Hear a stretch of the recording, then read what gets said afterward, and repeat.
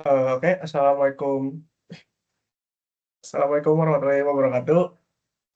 Kami dari kelompok Capstone Project CC25, CF289, akan mempresentasikan hasil Capstone Project kami dengan aplikasi dengan nama Mindtrack.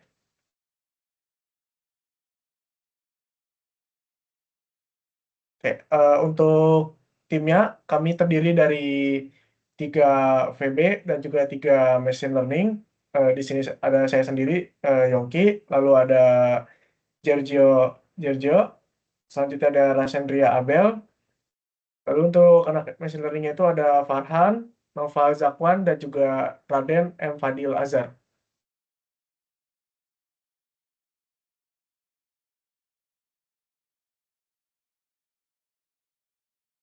Oke, untuk latar belakangnya sendiri, kami memilih topik ini karena masalah kesehatan mental kini makin terasa, terutama di kalangan anak muda dan juga orang dewasa yang sedang produktif.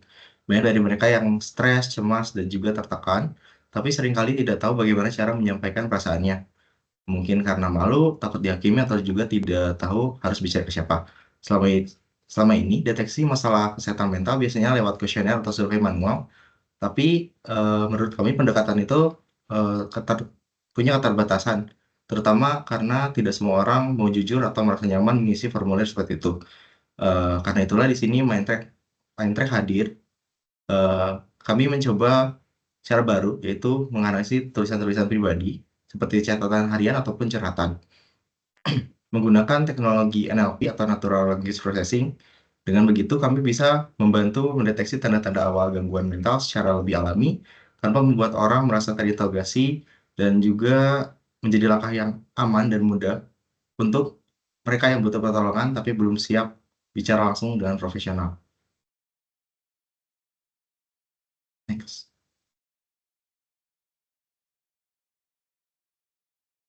Topik ini dipilih karena kami melihat kebutuhan yang nyata dan banyak orang yang ingin tahu kondisi mental mereka, tapi seringkali mereka takut atau tidak nyaman kalau harus langsung bertemu dengan psikolog. Saat ini masih belum banyak solusi yang bersifat personal, fleksibel, dan tidak mengintimidasi. Nah, melalui Mindtrack ini, kami menawarkan pendekatan yang lebih ringan dan aman. Pengguna cukup menulis jurnal atau catatan harian seperti biasa, lalu sistem akan menganalisis tulisan tersebut, dan dari situ Mindtrack akan mendeteksi emosi atau gangguan mental yang dirasakan oleh user dan juga memberikan saran yang relevan.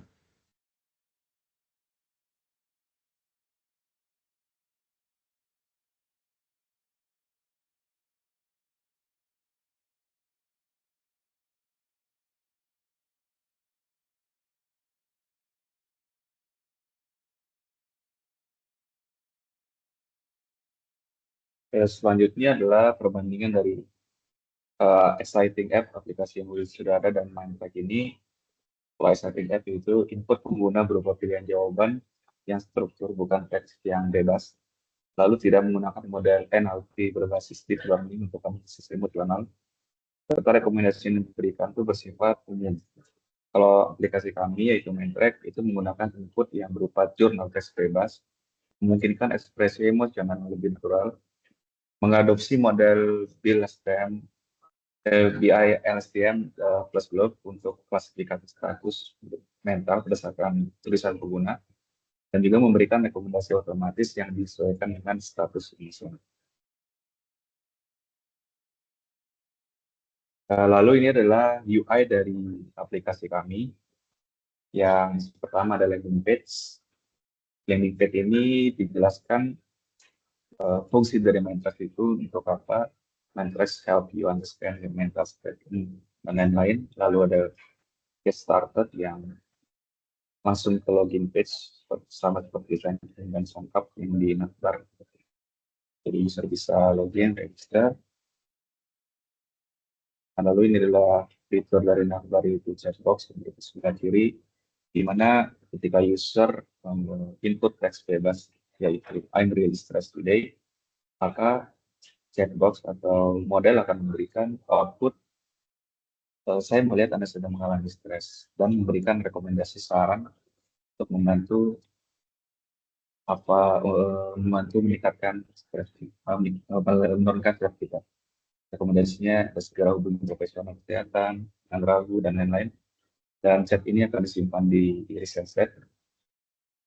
Selanjutnya untuk journal entry. Di journal entry ini, user bisa memasukkan judul jurnalnya apa, lalu ceritakan tentang sehariannya atau moodnya hari ini, lalu bisa rate mood di sebelah kanan sini. Dan juga ada tips untuk menulis bagaimana. Jadi ini fitur utama.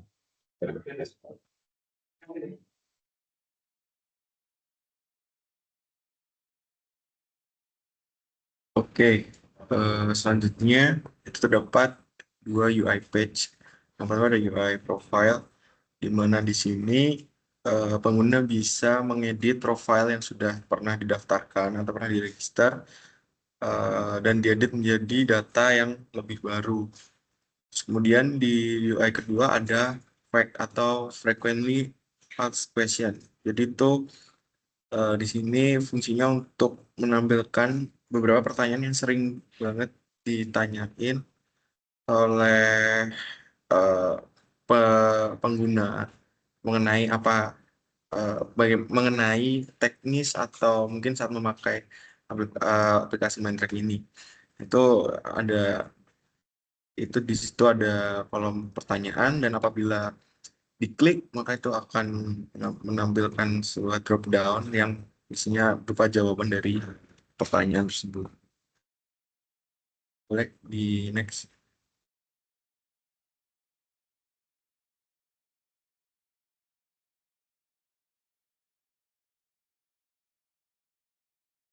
Kemudian di UI selanjutnya ada riwayat jurnal. Jadi riwayat jurnal ini tadi adalah ketika di bagian jurnal entry tadi kita sudah menginput, maka inputan dari jurnal entry kita akan masuk ke riwayat jurnal.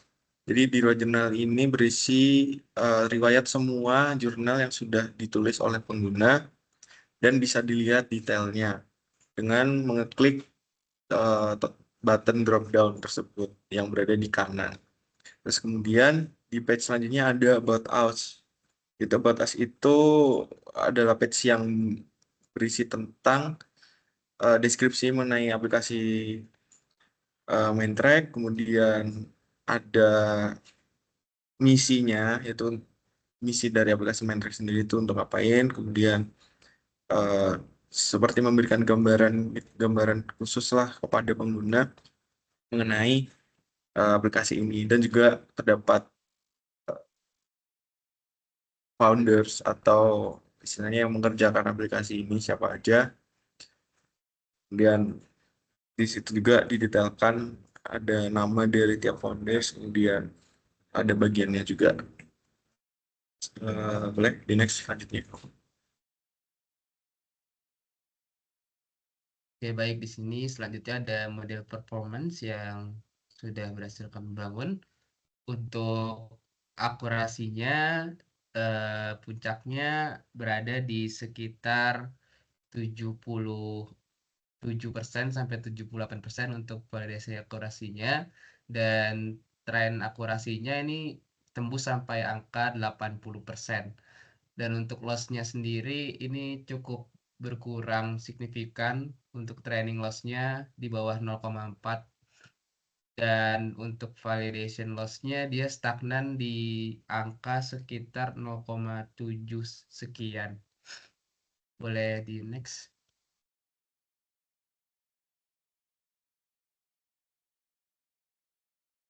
Oke, baik, ini adalah performance model kami yang dibangun menggunakan BLSTM atau Bidirectional Long Short Term Memory. Kenapa kami memilih model ini? Karena model ini menurut kami adalah salah satu model yang paling cocok dalam masalah yang sedang kami berusaha untuk selesaikan, karena BLSTM memiliki beberapa keunggulan seperti dapat memproses urutan kata atau teks dari depan atau forward dan dari belakang atau backward.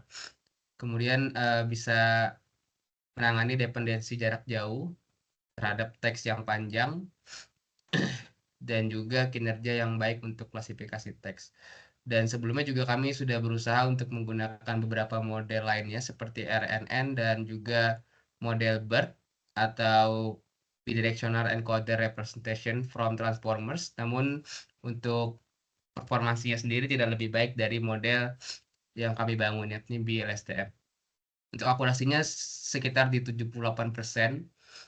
Namun mengapa tidak terlalu bagus? Karena pertama ada cukup banyak kelas di dataset yang kami gunakan, ada sekitar 7 kelas, dan datasetnya yang bersifat tidak balance atau imbalance. Ada beberapa kelas yang sangat mendominasi jumlahnya, dan ada sebagian besar kelas yang jumlahnya sangat sedikit di dataset. Demikian, boleh di next.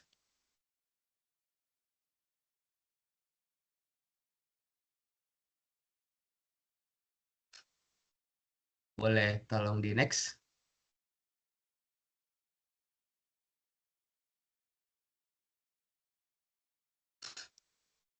Dan berikut adalah dokumentasi yang mungkin bisa membantu apabila ada orang lain yang ingin menyempurnakan atau mengikuti step by step dan juga solusi yang kami tawarkan. Kami menyediakan dokumentasinya berupa file README, baik dari divisi VB yang bisa diakses di GitHub maupun divisi ML yang juga bisa diakses di GitHub kami. Demikian presentasi dari kami, kurang lebihnya mohon maaf. Terima kasih atas perhatian dan waktunya.